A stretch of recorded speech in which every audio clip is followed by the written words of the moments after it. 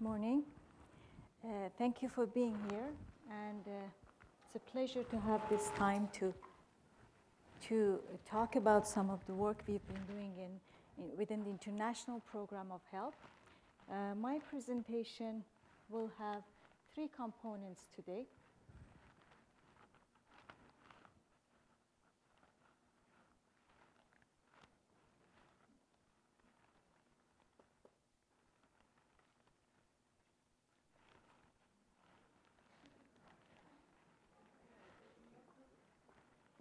It is not responding. Thank you. So my presentation will have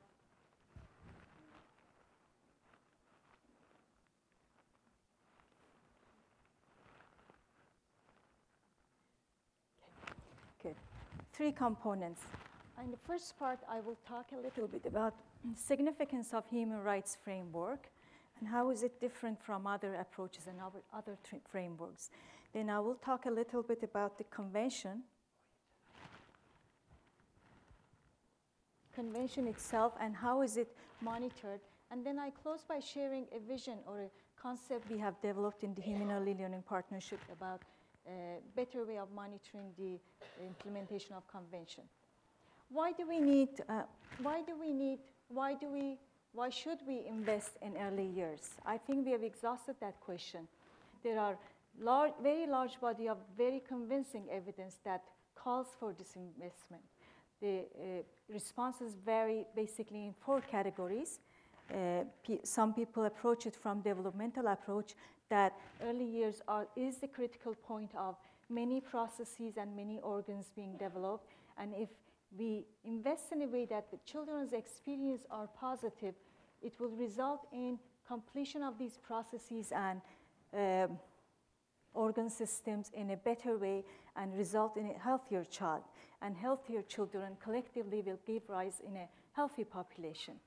Therefore, we must invest in ECD as a way of achieving better health for population. Some people approach it from social equity point of view and argue that when we invest in children and improve the health of population, we not only have a healthier population, we also have a better and more equitable health distribution. And some of the socio-economic gradients that we see in distribution of health will be attenuated, if not eliminated. And not only that, other societal achievements such as income, level of education, earning power, they also can be more equitably distributed. And the economists show us a very strong evidence that investment in ECD is a very profitable investment, that it is key to our sustainable development, that some of the highly developed nations among us are those who invest as little as 1.5 to 2% of their GDP on early years. And therefore, we should invest in ECD because it's a sound investment. And lastly, the ethical responsibility, which is on the ground of basically, we should invest in ECD because it's the right thing to do, because defending and protecting the young and the vulnerable among us is a good thing to do. But recently, not so recently, within the 2 decades, last 2 decades, we have been listening, we've been hearing a different tune, a different framework that talks about, that approaches the investment in ECD in a totally different way. This new approach is a human rights approach, and human rights approach basically reframes the other approaches, puts the child in the middle of it, and says, argues for this investment with full recognition of child, its dignity and its capacity, not only to participate in its own development, but also in development of policies, programs, and everything that we generate in an attempt to improve children's development. This framework says basically we must invest in ECD because it's a legal obligation. That obligation has been legalized through a convention that was introduced to us in 1989 called the Convention on the Rights of the Child. the Convention on the Rights of the Child, introduced in 1989, and soon after it was accepted in an overwhelming way by almost majority of nations within the first 5 years after introduction. And today in 2012, we have every country on the planet except the 3 countries who have ratified and made a legal commitment to implement it. This is overwhelming. This is unprecedented for any human rights treaty. On a relative basis, when we compare the level of ratification of treaty, we see that the convention really stands tall. It's better, it's the most highly ratified convention, even compared to conventions that are much more senior, much older than that, such as CEDAW, which is Convention of Elimination of Discrimination Against Women, or compared to conventions that are highly charged, highly publicized, such as CAT, Convention Against Torture. So this speaks highly about the unanimity of the world about this convention, the level of acceptance. So indicates lots of political will to make it happen, but also puts a great deal of political power behind this, and creates a dramatic shift for framework of human rights framework to switch from reliance on science to reliance on political consensus.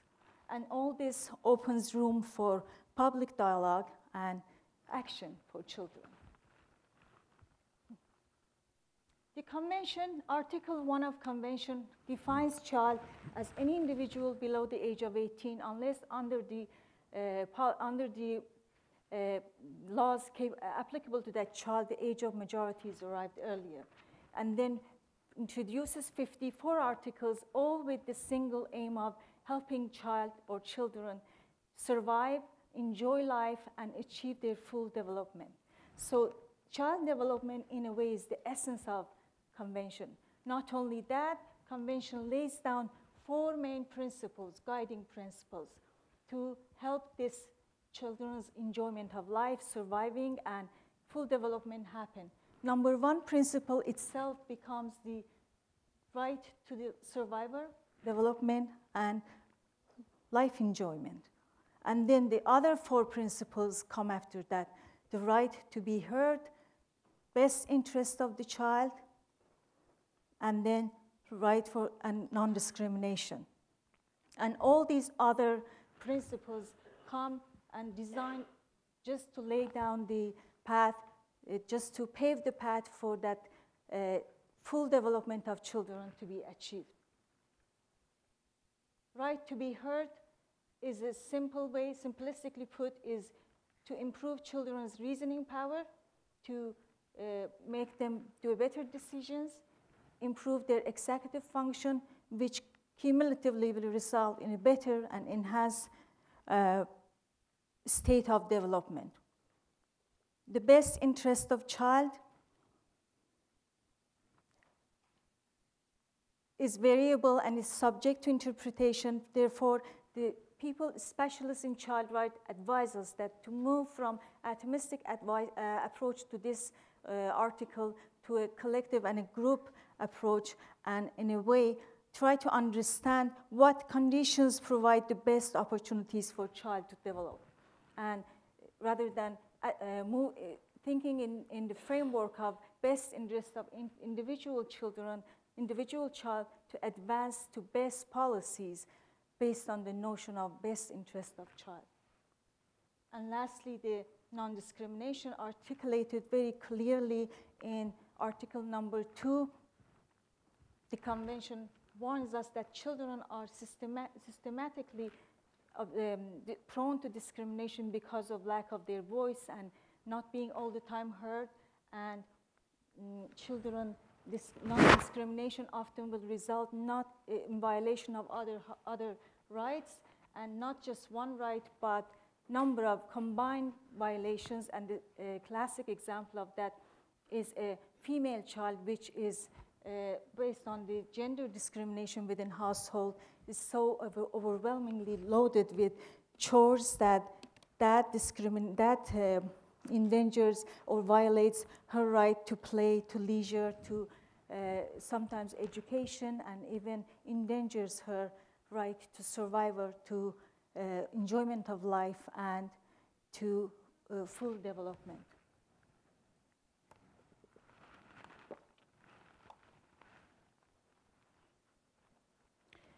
So the convention, the power of every treaty is not just in the level of acceptance or ratification, but also, in addition to that, how closely it is implemented and how closely it is monitored. How is CRC monitored? Monitoring CRC has two important components. A monitoring body called the Committee on the Rights of the Child that sits in Geneva and receives reports from countries and reviews them, and then a monitoring system that has two components itself, a periodical report and an alternative report. The process of monitoring is something like this. After ratification, countries put first report in 2 years and thereafter every 5 years. The report is submitted to the Committee on the Rights of the Child in Geneva. The committee reviews this report and then sends a number of outstanding issues to country.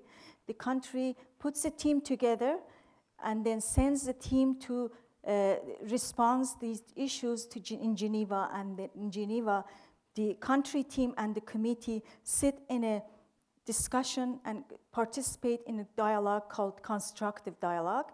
And then the result of this constructive dialogue, the initial review and the review after that becomes a resource document called concluding observation, which countries take it and from that point of try to work on it and implement the recommendations made. This cycle keeps going on every 5 years. As you can see, in order to have efficiency in this, there are two parties involved, the committee and the governments and countries who put that report. So if any one of these lag and miss their responsibility or there is a delay, often this process is not as efficient. And that's the current problem with the existing CRC reporting. The committee experiences about 100 backlogged reports, and the countries not always submit their reports on time. Our own Canada has, the last report was reviewed last month, and it was almost a decade after the previous report. So there is problem definitely in this system. So a little bit history on the document that translates convention for the early years particularly. To give you a bit of history, when in 1989 the convention was introduced, about after 10 years, a good past 10 years, after committee reviewing hundreds and hundreds of reports, it came to an alarming observation that although the convention defines child as 0 to 18, but majority of these reports are focusing on older childs, and younger end of the spectrum is kind of overlooked. This wasn't acceptable, and this was alarming because committee thought if the countries overlook the younger children in their reports, maybe the governments are overlooking their obligations for these children. So in 2009, committee took a day of discussion and spent the whole day on how to implement CRC for early years, and outcome of that day of discussion became General Comment 7, implementing child rights in early years. After a few years, after a few years passed, the nature of reports did not change much. So a group of child advocates and child researchers approached committee and said, although General Comment 7 is prepared in all good intention, but it lacks practicality. We need to operationalize it and prepare indicators for that. So after a year, committee deliberated and came back to this group and said, get together and make a group and start on operationalizing General Comment 7. So we started working on this document after that, and in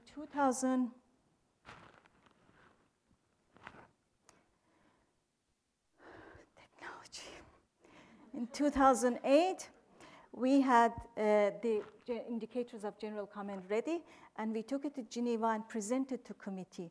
Committee acknowledged the significant role this can have in promoting early child development and advised us to pilot this indicator. This is the group that developed indicators of General Comment 7, which we call it now Early Childhood Rights Indicator Group. HELP sits as a secretariat of the project. There are a number of UN agencies and a number of international NGOs and philanthropic groups such as Aga Khan Foundation. The layout, the indicators are comprised of 17 indicators designed to verify implementation of 17 different rights, and they all have this generic divided into 3 sections of questions. Questions on structure, asking governments about existence of laws and policies. Questions on processes, the programs and initiatives coming out of those policies. And then outcome, what has happened to children as a result of those processes in place and those structures in place. This is an example of one indicator. Indicator 8 is child protection. The blue color is policy, example of policy. The yellow is example of program. The other color at the bottom is example of outcome.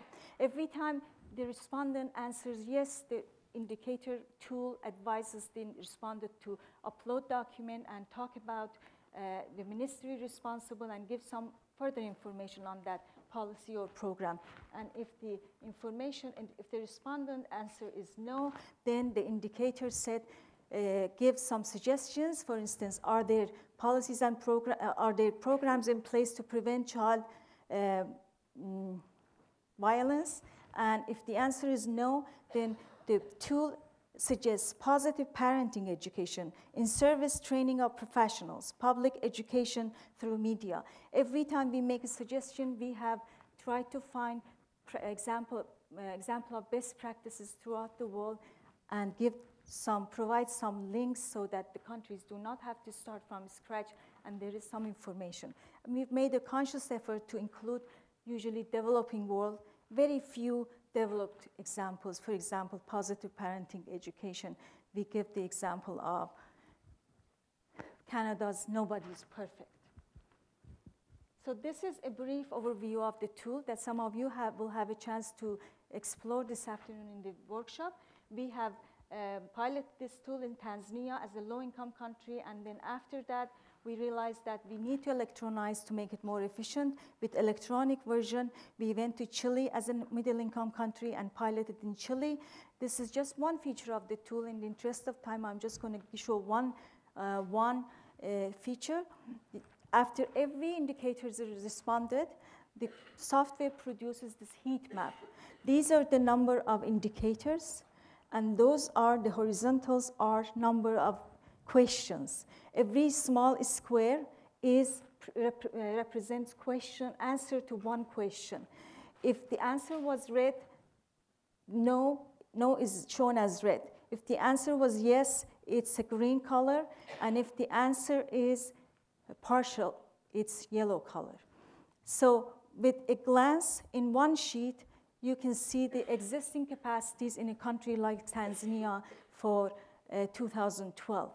So this provides a very easy and in a nutshell way to look at the condition of a country. And then by click on every square, the software can take back the person to know what was the question, what was the original question that was answered no.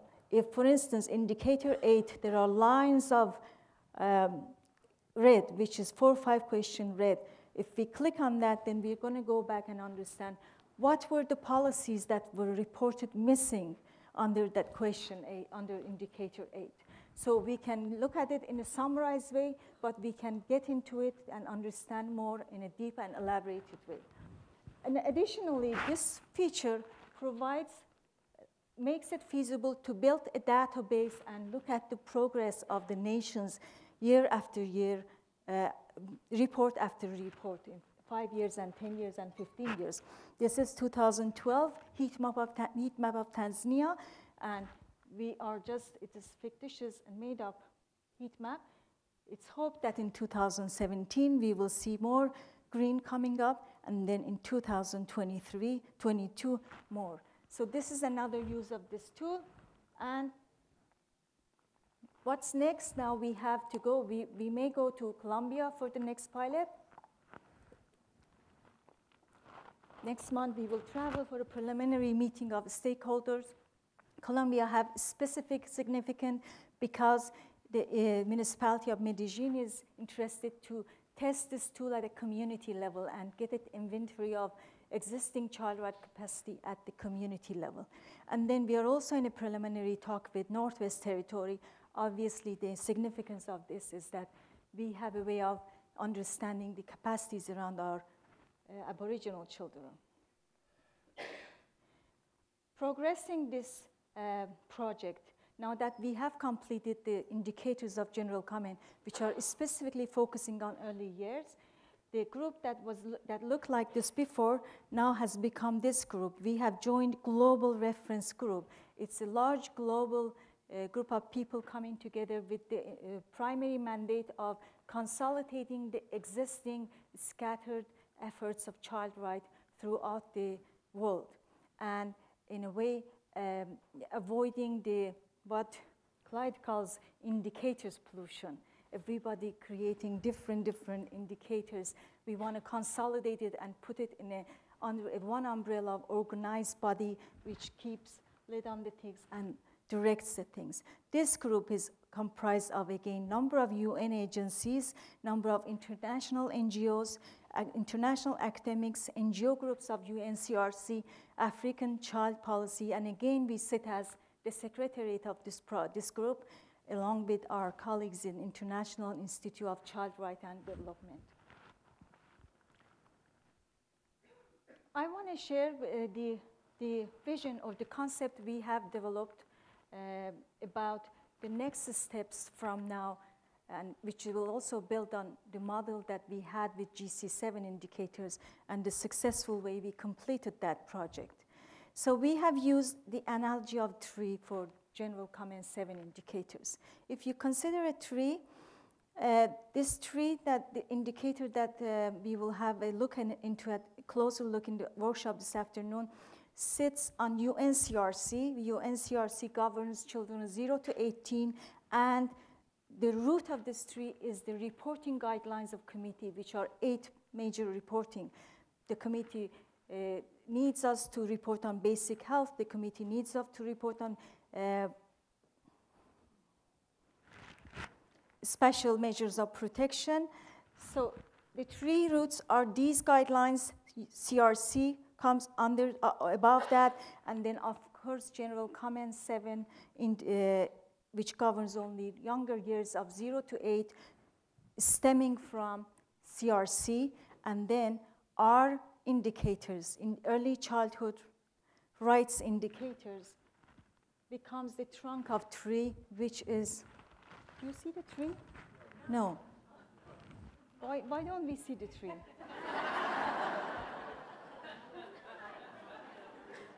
What can we do if we want to see the tree? Should we shut down the... So, okay, we will imagine a tree.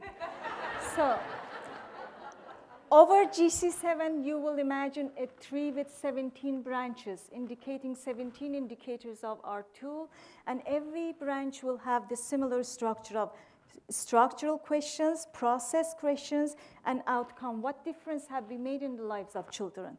And then this will become, some of the branches will be, of course, informed by general comments, additional general comments. And then the idea for us is copy this model, repeat this model, clone this model, and create tools for the entire treaty, the entire convention for the entire age group of 0 to 18, and there. And then, and then this.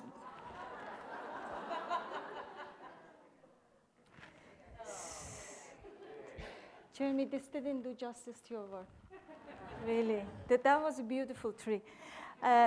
So this is the vision we have. We want to move from the indicators of early childhood right to indicators for the entire treaty. We call this the GlobalChild Vision. This will hopefully help to rectify some of the problems we are experiencing with current reporting system.